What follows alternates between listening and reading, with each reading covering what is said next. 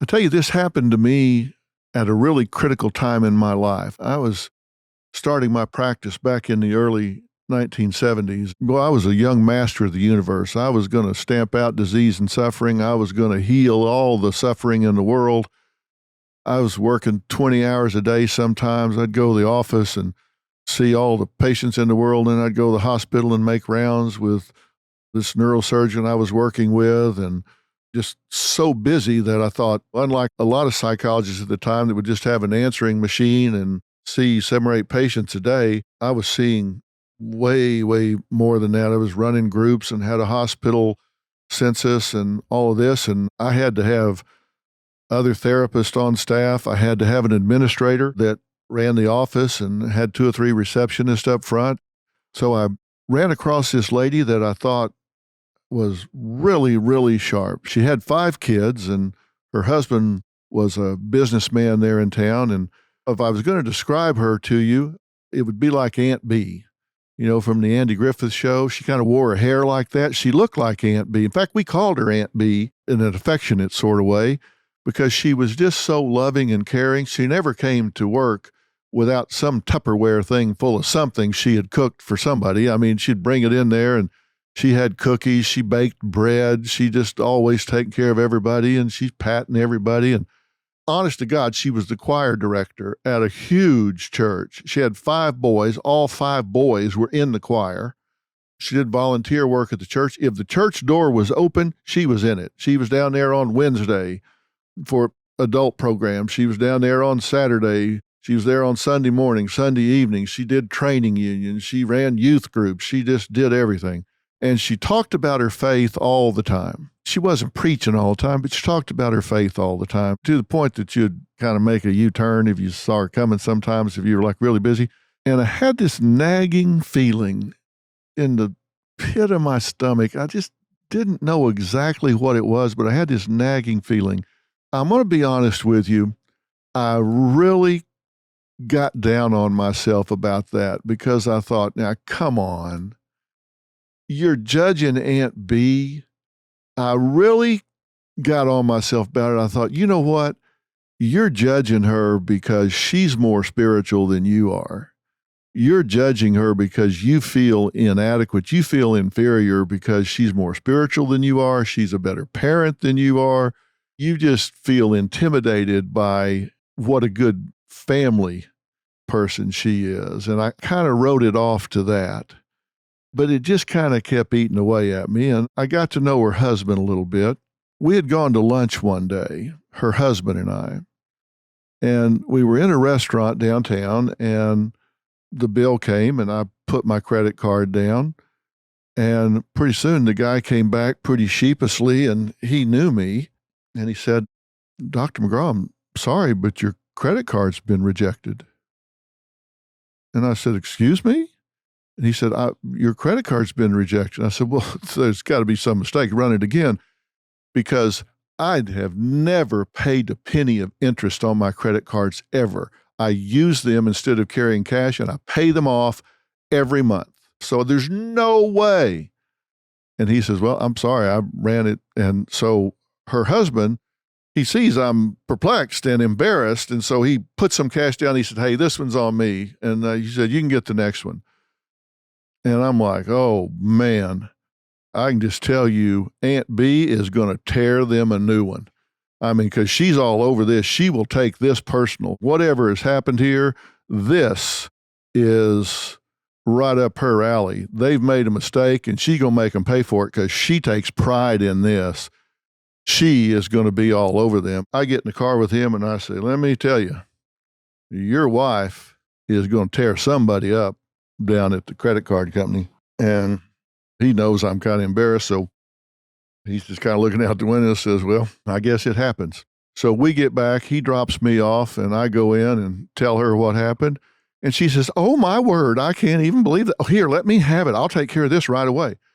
So I go back and I can't figure it out. Now, you have to understand, at the time, I'm pretty young. I've got an accountant that by that time I've had him for like 10, 15 years. I've now had him for 45 years, the same accountant. I'm just thinking about this, so I give Danny a call, and I'm just talking to him, telling him what happened and how embarrassed it was, because he and I are really good friends. I tell him what happened, and he says, well, good grief, that just can't be right. He said, I'm up front. Let me go back to my office. He puts me on hold.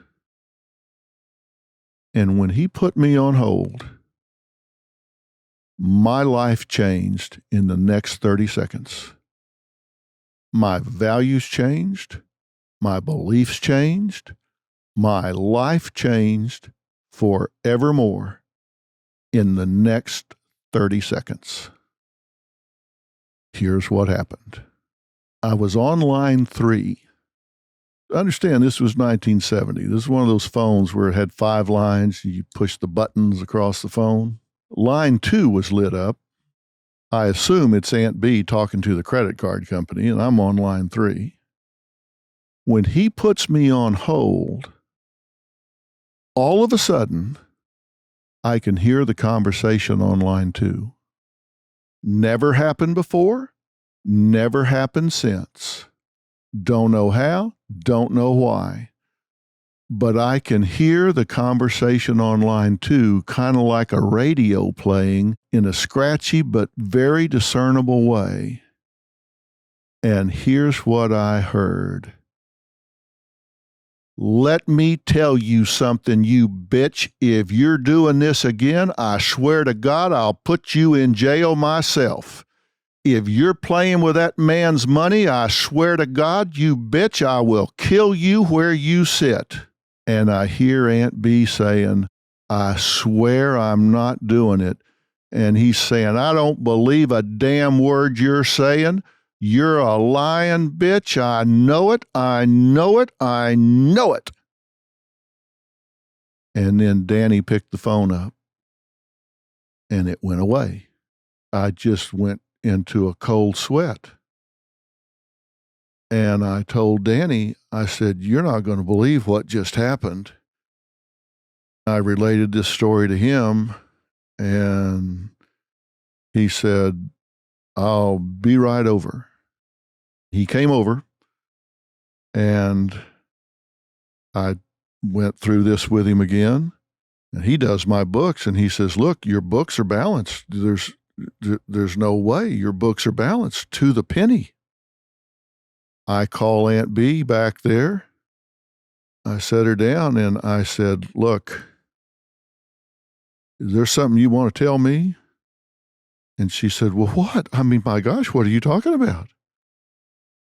And I said, listen, you need to tell me what's going on financially here because there's no way what just happened with that credit card was an accident. And she said, well, I don't know what you mean. I then related to her verbatim because it was burned in my brain, the conversation I overheard her having with her husband. She dropped her head and started crying. And in the next 20 minutes, she disclosed that she had embezzled $600,000 from me, beginning the day she had started working there. I had purchased 2 cars for 2 of the 5 boys she had, paid a year lease on an apartment for one of the boys. She had embezzled all of this money. And the way she did it is if the bills for that month were $47,000, she would write out $47,000 worth of bills, have me sign them, go put them in a drawer, and withdraw exactly to the penny that amount of money and give it to herself. The account balance to the penny. So not only had she embezzled $600,000, but I was now $600,000 in arrears on all of my bills, so that was $1.2 million that was gone. Let's go back to the Bader list. Backstabber, all behind my back. Abuser. She had a position of power and she abused that power. I trusted her with the bank accounts and the bank books. imposter. She presented herself as this self-righteous church lady. Taker. Yeah, she took $600,000. Exploiter. She had access to the bank accounts. I introduced her to my banker, to my accountant, and she was reckless. She took that money and spent it like a drunken sailor on shore leave. Baiter. Right under my nose, and I'm supposed to be Mr. Situationally Aware and see all of this stuff right under my nose. Who in your life could be doing that same thing to you? I sat down after that, absolutely in shock. I couldn't believe what I was hearing, and I couldn't believe I was hearing it. But both were true. Now, I said that I deal with life as good as it gets and as bad as it gets. Danny Moore, who just passed away not terribly long ago from cancer, only accountant I ever had for 45 years, knew my financial situation because, like I said, he was my accountant, knew what a pickle I was in without asking, because he knew I wouldn't allow it, actually left my office, got his people, came back, did a quick audit, found out how much damage she had done, and without saying a word, took out a second mortgage on his home and his office building and got $600,000 and brought all my bills current, and then came in and told me, all right, you're all caught up. Now we just have to figure out what to do next. So what do you mean I'm all caught up? He said, look, you got enough to worry about digging this out. I got that covered. We'll take care of it later. We'll worry about that later. I mean, I'm dumbfounded. I'm in shock. So when I say I deal with the dark side, but I'm definitely an optimist, that's how good of a friend people can be. To finish the story, she actually had an inheritance that she had coming, and her parents stepped in and refunded all of that money. So Danny got whole and I got whole. And by the grace of God, we got out of that. Shows you how good a friend can be. So I do see the upside of this, but right under my own nose, there was a baiter.